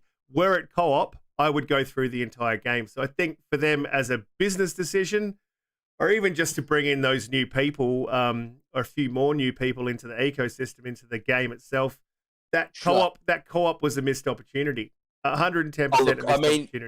I can still. I've helped numerous people through Dark Souls 3, from start to finish. So you can still do it. I just wish they made it a little bit easier. One of the things they changed is you can only get invaded by a human if you are in a co-op game. So it's no longer 1-on-1; it's 2 against 1. So you have that difficulty spike. If you want to invade, you have to know that you're going to be taking on 2 people. I like that. Like, you can still do co-op. It's just going to take you guys putting your summoning size down, making sure you have all the correct equipment to be able to do that in your inventory. When we got invaded and we killed the other human character, we got the item that we needed to be able to for that summon sign to show up. I'm not sure if that's the only way you can get that equipment that you need by getting invaded, but you can definitely still do it. I think that they have learned everything that they learned from Dark Souls, Sekiro, Bloodborne. They've encapsulated that into one great open world game. I mean, yes, you pretty much have to be a Dark Souls fan, but I know of people that have put 70 hours into this opening area, and it is 1/12 of the game, and they still haven't done everything. This game is massive in scope, and the get good aspect is sort of gone now because you can stealth past areas, and then when you come against enemies that you are really good at killing, you can then farm those enemies increase your stats, increase your amount of Estus flasks or magic flasks, or find a weapon that you're good at, and then be able to take on the boss, whether that be in solo or co-op. So I don't know. I think it will bring more people into it. I really do, and I hope I do, because one of the great gaming communities of this world is Dark Souls, because the game is so dark and foreboding and is so difficult. There are all these little messages that people put all over the game that makes you feel like you're not alone. It'll say boss ahead, or and I'll use Dark Souls terminology because I don't know the Elden Ring terminology right now, or bonfire ahead, or secret passage ahead, or treasure ahead, and they will direct you. And so even if you are playing it in single player, you know, you feel like you're part of the community, that the community is helping you push through. They're with you. They've got your back. And I love that about Dark Souls. Yeah, again, that co-op is just such a missed opportunity. I'd really like to see them change that for launch. When we were co-oping, it was a hell of a lot of fun. When look, it was fun without the co-op, but I just think, again, like I said, missed opportunity with that co-op. I mean, look, what was our first experience? We put our co-op sign down in the initial area, and you couldn't get through the first door. Yeah, it was you had to put it outside that door. A bit disappointing. Silly things like that. But I understand where you're coming from. But in saying that, it can still be done. So yeah, you just got to get used to it, mate. Yeah, well, I just like to see them open it up, not just for me, but also for themselves,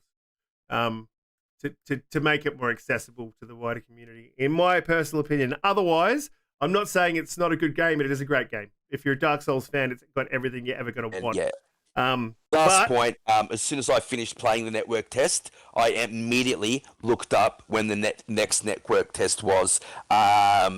Could not wait to get back into it. So if you're a Dark Souls fan, you are going to love this game, and the scope of it is enormous. I can see myself spending hundreds of hours in it. I immediately booted up Forza and did like a massive jump. So speaking of missed opportunities, Battlefield.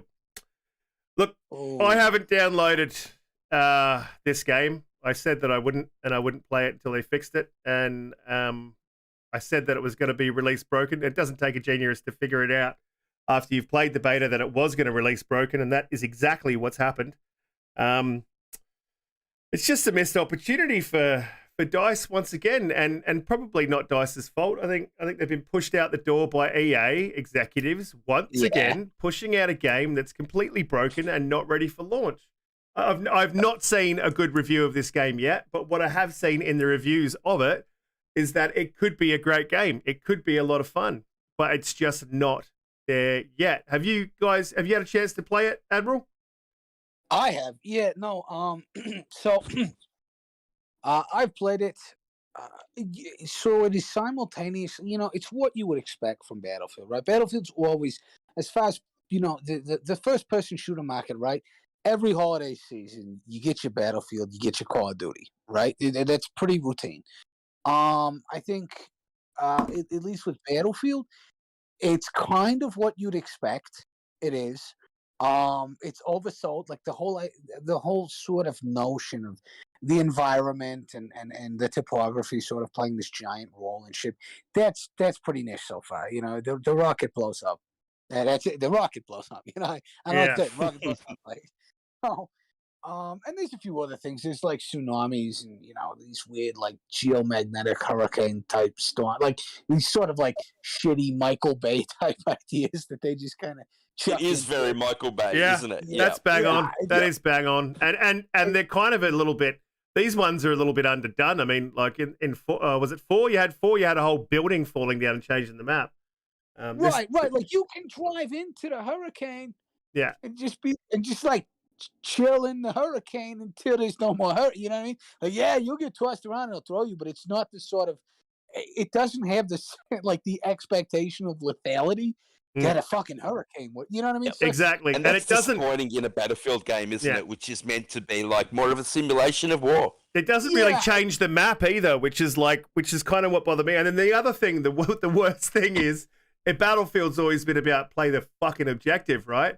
But as soon as that hurricane came in on that beta, everyone just made a beeline straight for that hurricane.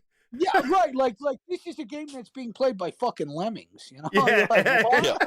Let's just get in the LMTV, you know, driving a hurricane, you know.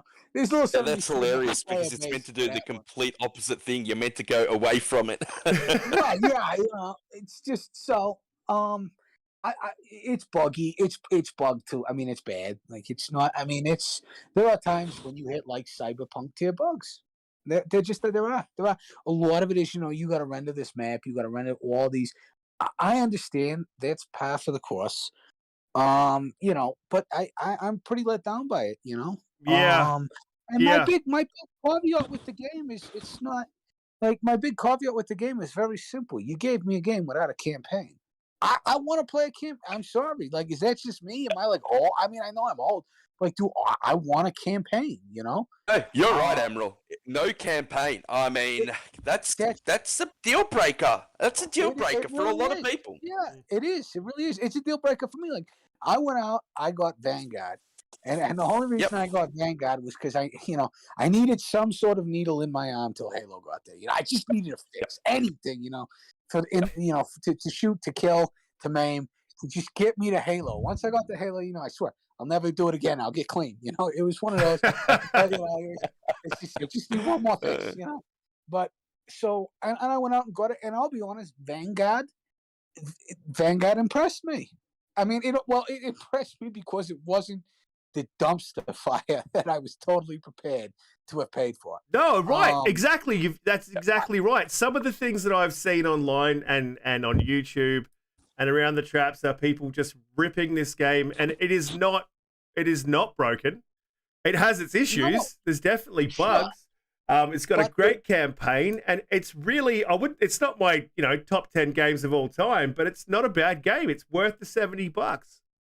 Yeah, and that's what I said last week. It's a Call of Duty game. You guys know what you're getting. It's going to be very well made. It's going to be fun. There's always going to be those big explosive, cut scenes, and so you know what you're getting.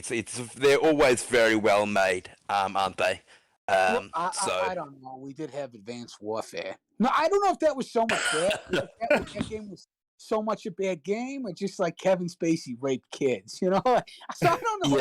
What really, I don't know. What, retrospectively, I think Vanguard I had very low expectations for, but it was Call of Duty, and everybody could be, you just get a Call of Duty, you brand whore bit, I'm like, yeah. I mean, let's face it, Call of Duty gets a lot of hate, but it's better than 95% of games that release. It is, and it is. And Battlefield, to me, Battlefield, I expected more from. I played the beta too, and at least on the beta, I knew the problem is the beta was so buggy to shit. I dropped that after like an hour and a half. And I thought to myself, it's a beta. Not a beta, a test flight, excuse me. And I'm like, or an open beta, whatever the hell it was. And whatever the verbiage was. And I remember thinking, all right, obviously, you got to get players in the game. You got to see where exactly the fuckery is in order to address it. So anybody that didn't expect that, has never played a damn video game. But, and I guess I just expected that to have been to some degree remedied. And then when I just went and played it, it feels like it hasn't been. Like thumbs were up asses for the last 3 weeks. Yeah, and there was all that talk about, it's a 2-month-old build, and I even heard it's an 8-month-old build, which is incorrect. It was a 2-month-old build. Yeah, and I think it's a 2-month-old build. You can't fix those problems in 2 months. That's not possible. I'm not a developer, but I'm also not an idiot, right? So you cannot address all those problems in a game of this scope in 2 months. That's another year in the oven to bake that game and make sure it comes out right. I'm just so tired of EA pushing out broken games. Like they know it's broken, and people are sure, there's going to be people that always buy it regardless. I used to be one of those people. But I'm not giving these guys my money anymore until they give me a game that bloody works. Like I'm sick and tired of these companies thinking that it's okay to release a game live service or not, broken. It's not okay. We're sick of it. Stop doing it. And the problem is, if they do make get a money big on drop off broken of things. players, don't forget the maps have doubled. Like, the play count's doubled to 128 people. So if there's a big drop off, you're gonna have a lot of difficulty later on filling out those maps. And let's face it, those bots that they've been putting in to fill out the maps are an absolute disgrace. They're they just tactical. stand still. Yeah, yeah. Their tactical it's defense. just Their tactical stupid. defense like system is to crouch when you shoot at them. They stop moving and crouch wherever they are, and it just breaks the immersion. I mean, just brilliant AI, and it just screams the difference between the AI in Halo Believe it or and not, Battlefield. believe it or not, though, it's gonna sound fucking stupid. If any of you have ever been in the military, stop, crouch, and shoot is exactly what you're. Just to give you. So it looks retarded, but it's because it is, or at least it was. But that's actually the most accurate part of the battle. I would think that you would take cover first, Admiral. Like, yes. You would think, but that's easy to do when a staff sergeant's not screaming at you. Like, for you, I'm gonna get behind the rock. Stay on line, motherfucker. You sure, Sergeant? The rock's right there. Stay on line. Stay in the middle of the street. Don't you move. I really like the fucking rock. Like that's me. But believe it or not, and I think that's the worst part about it is Battlefield's always predicated itself upon being sort of the more realistic shooter, right? Like it's always been Battlefield sort of. Yeah. And as far as realism goes, you got a hurricane, which is kind of like being in like a mosh pit for like kindergartners. Yeah, it throws you around, whatever, fuck it. But you come out all right, Yeah. And the most realistic part about that is the impressively shitty AI. So in terms of just dropping and crouching. So I actually got knocked out at a Pantera mosh pit when I was 17, so I don't know about coming out all right, but anyway. I'm thinking I did kindergarten. Pantera, Cowboys from Hell. I'm thinking like the Wiggles, And you were Australian, so that better fucking resonate, I still blame all of you for the Wiggles. Yeah, it's an unbelievable fucking fuck up again by EA, and I am. Anyone who knows me knows I'm like a massive Battlefield fan and player and this has done it for me, man. Like 4 was enough, like 4 was terrible, and this time they've got a game that is definitely has a solid base and could be good, but they've just released it with the bugs, and they're turning the community away. I'll just ask Harry. Sorry. He's asked in the chat. Anyone else getting not able to play the game, getting an error code? Harry, what game are you talking about, mate? So we can help you out. Yeah, you can't play any games. Yeah. So do a hard reset, mate. And then if that doesn't work, we're like a tech site. Do a hard reset, and if that doesn't work, so hold down the button.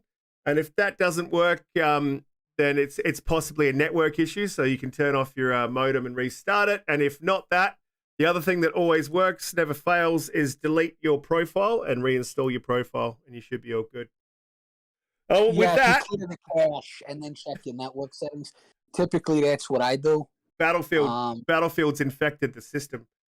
With what, Down syndrome? I mean, it's just, sorry, I got my name. There is a 10-hour trial of Battlefield on Game Pass through EA Play. I have downloaded it, so I want to try it out again. I want to see if they've come any further since the beta. Yeah. So, look, I mean, everyone can try it before you play it. Game Pass is phenomenal. If you're on PlayStation, PC, you would have had to have bought this game. We've actually, got a 10-hour trial on Game Pass. So, kudos to Microsoft for doing that. Kudos to EA for putting it on EA Play. So, with all the negativity, try it for yourself. I'm going to do that. I'm going to see if it's gotten any better. And then I'll decide whether or not I'll give them my money. Oh yeah, absolutely. I'll be doing the same thing. I haven't downloaded it yet. I'm probably going to be angry at myself for downloading it and even trying it for free, but it is free, so it's definitely worth a try. Anyway, moving on to our next subject. So Xbox, as we said before, is having its 20-year anniversary, and Xbox Series X has just passed its 1-year anniversary. And there's It's been out for a year. We were made a lot of promises, and a lot of them have been delivered. The majority of them have been delivered. Some of them not. How do you think the year's gone, Admiral, with the Series X? Where do you think we're at? So honestly, I approach. So when I look back on the Series X, the very beginning, sort of this generation, when I first got it, I was a PlayStation guy. I mean, because I'm not really a fan, but I was definitely a PlayStation guy, And so what I think Xbox has done this year, I think the biggest thing obviously is always going to be Game Pass.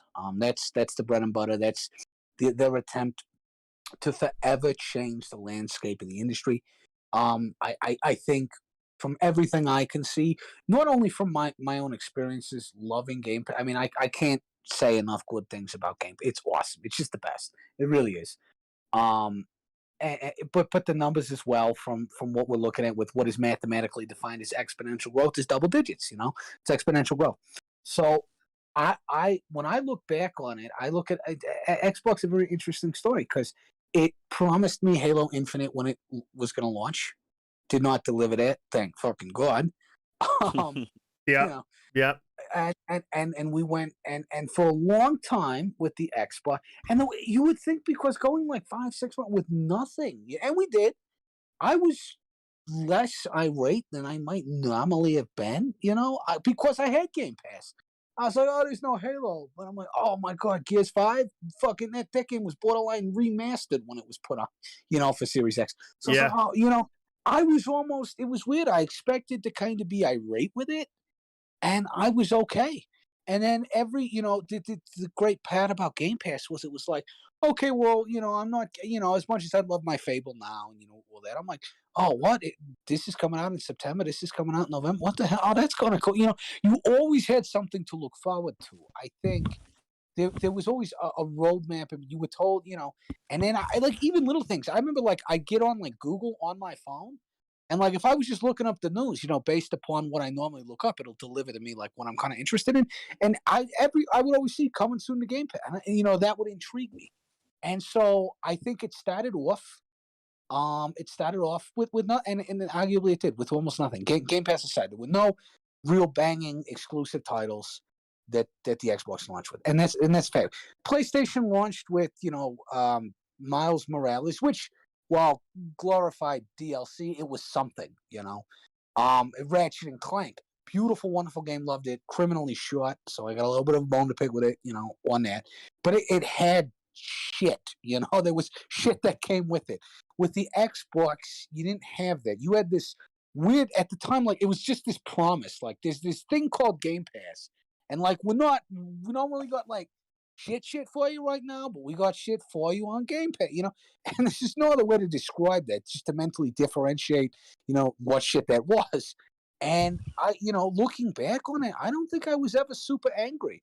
Like I'm at the point now, I'm pretty angry with PlayStation. I'm just like, I'm fucking, you people can't get a trailer up, let alone a game, So that, and I think I'm surprised just how much Game Pass has made me a believer and sort of definitely moved me more into the Xbox. Like I've actively invested in the Game Pass eco, like whether it's cloud gaming, whether it's on my PC, because like I have a PC. I'm like, now I get Age of Empires is free. I'm a huge Total War fan. I just found out I'm going to get that free when it releases. Total War 2 is on Game Pass, and Total War 3 is going day and date to Game Pass. Amazing, isn't it? And I just look at it and I'm like, I can. Sega partnership, brother. Sega partnership. Yeah, that's exactly. And I never thought I would be so, not just the Xbox, but just being so much of a PlayStation guy for the most part, I never really thought. I mean, I'm not a fanboy. I was never like fuck Xbox. I just was a PlayStation guy. And then, but it really is Game Pass. It is this sort of unified ecosystem that they've. It seems a lot, and that they didn't launch with anything, and yet we come to the end of the year and we're playing Age of Empires. We're playing Forza. We're gonna be playing Halo. It seems like Xbox.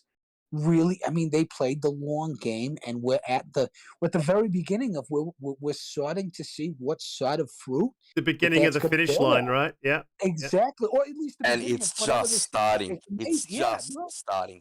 Like I find myself, I use my PlayStation 5 this is no bullshit. The last time I used my PlayStation 5 was because my girlfriend fucked up the Amazon Prime account on the Xbox. I couldn't remember the password, but it was still logged in somehow on the PlayStation. The last time I turned on my PlayStation was so I could watch a shitty Chris Pratt movie, you know? And that's kind of like, and I look at it and I'm like, you know, I hope that's not the future of PlayStation. Yeah, you know? same. Like, look, absolutely the same. Movie on Amazon. I haven't turned. It wasn't that bad. I haven't turned my PlayStation on in it's been months. Absolutely months. It's just, I hate to say this, but there's just no games. Yeah, look, I wanted to ask you guys. All right, so when the consoles released, when the Series consoles released, there was some buzzwords that Xbox had, and they were ray tracing, quick resume, velocity architecture, smart delivery, 120 hertz. How would you mark them on those, you know, buzz marketing words? I think ray tracing has been a little bit of a letdown. I think the only game that's got ray tracing down is Doom Eternal, where you can still play it in 60 with ray tracing, and I think at 800p. In saying that, I played it at 4K 60. I know the ray tracing looked beautiful, and I know a lot of other people played it at 120 hertz mode. Personally, I played it in between. So I think ray tracing has been a disappointment. Quick resume, I think when it works, is amazing. I think it's a game changer. The ability to switch between games just effortlessly is amazing. I do have one gripe with it, is with online games. You do need to reboot it because, you know, you have to go back into the online server. So that's my only little issue with that. Smart delivery, I know it was a big, but I think it's amazing. If you got an Xbox One, they'll give you that version. If you got an Xbox One S, that version 1X, or that version Series S, that version absolutely amazing. And I think, you know, the absolute debacle of how you had to transfer your saves for Miles Morales from 4 to 5, you know, that checklist. I think they did the same with Marvel. It's just, It took me over an hour to figure it out. Like, it took me over an hour to figure that out. Like, and when I go to Xbox, I mean, it just downloads. It's there, good to go. I don't have to do anything. Like, it does it all for you. 120 hertz. I think 120 hertz is the game changer. But I wanted to ask you guys about those buzzwords. What do you guys think? Has the Series consoles fulfilled this promise? Well, I would agree. So with what you've said, I would actually pretty much agree across the board with how you broke it down. As far as fulfilling its promises, I would almost say no, because it's promised so, and there's so much to come. You know what I mean? So I feel, you know, it's almost kind of a loaded question to me personally. I feel very satisfied with the machine, with the ecosystem as a whole. I enjoy it. I think it's fantastic. I think it's the best. It is probably. I thought the best place I was ever going to play was going to be PS4. It is. It's the Series X. It is. I'm already loving it. Don't forget that they came into this generation massively underdone. You know, the API wasn't done. You know, so they didn't even have. It is a loaded question. They didn't even have all the GDKs out. They didn't even looking forward to the future.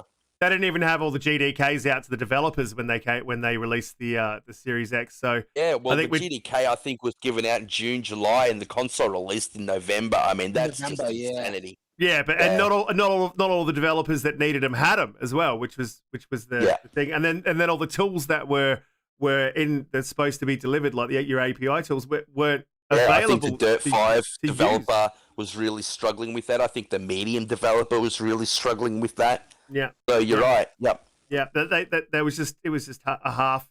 Let's be honest. It was a half-baked release. They did promise us ray tracing. They haven't delivered that. But what they have delivered is most of those promises. I just don't think we've seen the best of either of the consoles, let alone the Series X yet. So I think it's early, a year into a console's life cycle to make that judgment. But if I were to make that judgment, I'd say what they have delivered, based on the history, is phenomenal. Like Game Pass, 120 hertz FPS boost. Yeah, you can. The boost to all those old games, all the amount of games that they have zhuzhed up for the Series I wanted X. to say, I've got the list of games that have been FPS boosted, and I'll run down a couple of them. There's So many. Alien Isolation, Anthem, Assassin's Creed 3, a lot of the Assassin's Creeds, Battlefield 1, Battlefield 4, Battlefield 5, Dead Island, Dark Souls 3, Dirt 4, Dying Light, Fallout 4. I mean,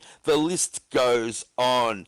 There's over Mad 100, Max, right? Metro Exodus. There's over 100 hit it. games that have been FPS And boosted. they didn't need to do that. They did not need to do that. They could have just left those games as they were, and they went back. They did some wizardry with the software, and it paid off in droves. I mean, playing Fallout 4 today to when it originally released is night and day. That 60 FPS boost just makes the game. Can I ask a quick question? So here's my question, right? And I agree with you. My question is this, and if you can just somehow separate Game Pass from Xbox right now, right? Like in a world wherein that was possible. Just play with me here. But as time goes on, in terms of these consoles, as time goes on and the technology gets there, things become a little more streamlined, efficiency rates go up, diminishing marginal utility goes down. You look at things like that. At what point, when does the raw superiority of the Xbox's hardware, that 12 teraflops compared to 9 overclock, when does, as time goes on, do you guys envision a scenario where there being simply games, right, whether third party, first party, what have you, with that raw advantage of just the Xbox's power over say the PlayStation, was almost insurmountable? Look, I think that. And I think people look at resolution a little bit too much. But in saying that, I think that's already coming to fruition. I think Digital Foundry did the Scarlet Nexus thing, and Xbox pretty much holds 60 the whole time, where PlayStation's dropping to 44. A lot of that has to do with the backwards compatibility of the PlayStation between PlayStation 4 and PlayStation 5. But I think it takes about 2 to 3 years for games, for developers to get used to, the new tools. And I think that there is no doubt in my mind that the hardware advantage that Xbox has with the full HDMI 2.1 that they've implemented, the reason why they were so far behind, the reason why the GDK didn't come out, the API was so delayed, is because they waited for that full introduction. They have hardware capable VRR, which is, I think a game changer. Frame rates don't really matter when you can implement that. PlayStation doesn't have that. They don't have mesh shaders, which is going to be another thing that is going to boost the performance by about 10%. Then they have the 10% gap because of, the raw GPU power. We haven't seen the full benefits of velocity architecture. Plus, they've got the DLSS, thing that they're introducing for DirectX, which is only going to be on Xbox as well. And I think, will come to Xbox consoles after it comes to PC.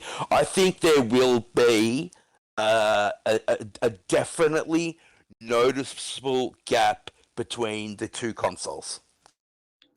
So you would say insurmountable, and I agree, but you would say that it would be so evident so as to become an actual talking point with anything. Yes, just like it was when Xbox One and PlayStation 4 released. I think every article was Xbox One can only hit 720, 900p, where the PlayStation's in 1080p all the time. And I think it will get to that level. I do.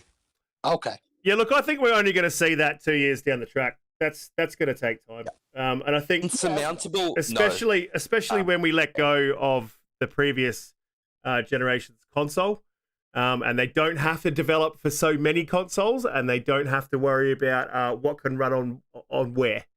I mean, you're always Xbox will do that earlier because of xCloud. You can turn on your Xbox One. You're always going to be doing that. Yep. You're always going to be doing that for PCs. You're always going to be doing that for the different games, especially if you're a third-party developer. You've got to develop for many systems. But where I really think we'll see that power shine is with the first-party developers. Those first-party developers that are making games directly for the Series X and directly for PC. There's a lot more they can do. They've got a lot more power they can stretch, and I think you will see a bigger difference between Microsoft's first-party and PlayStation's first party when we come to the end of this generation. Absolutely. I agree. It'll be a lot harder for PlayStation to drop their 150 million people that have a PlayStation 4 than it will for Xbox to drop that, 50, 60 million mark of the Xbox One.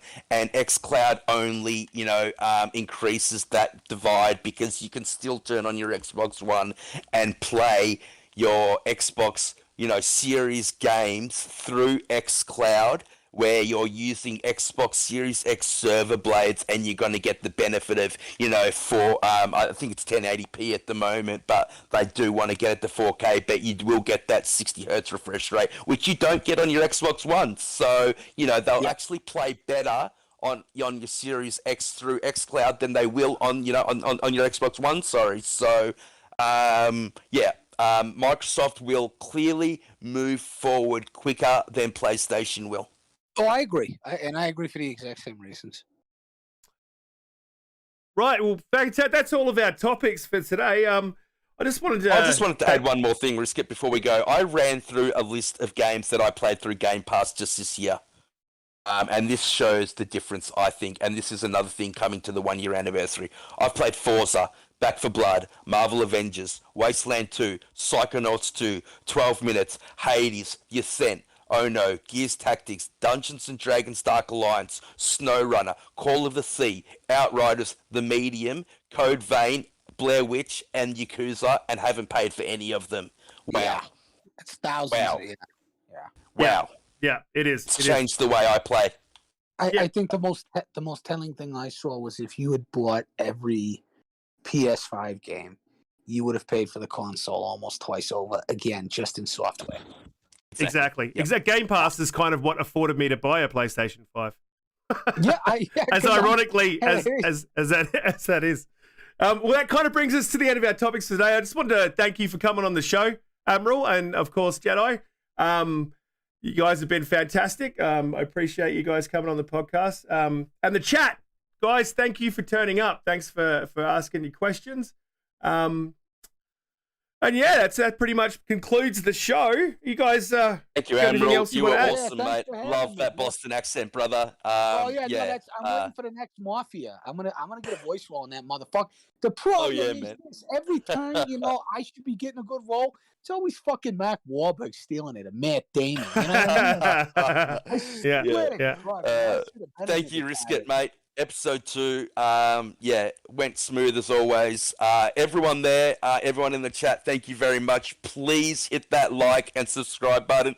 Click that bell for notifications when it's every time Riskit drops a video. They are well worth a watch. For everyone that's coming, that's supporting us, we really do appreciate it. So shout out to all you guys. Tell us where we can find you, Admiral, if people wanted to track you down and have a chat with you about anything that you've talked about on the show today.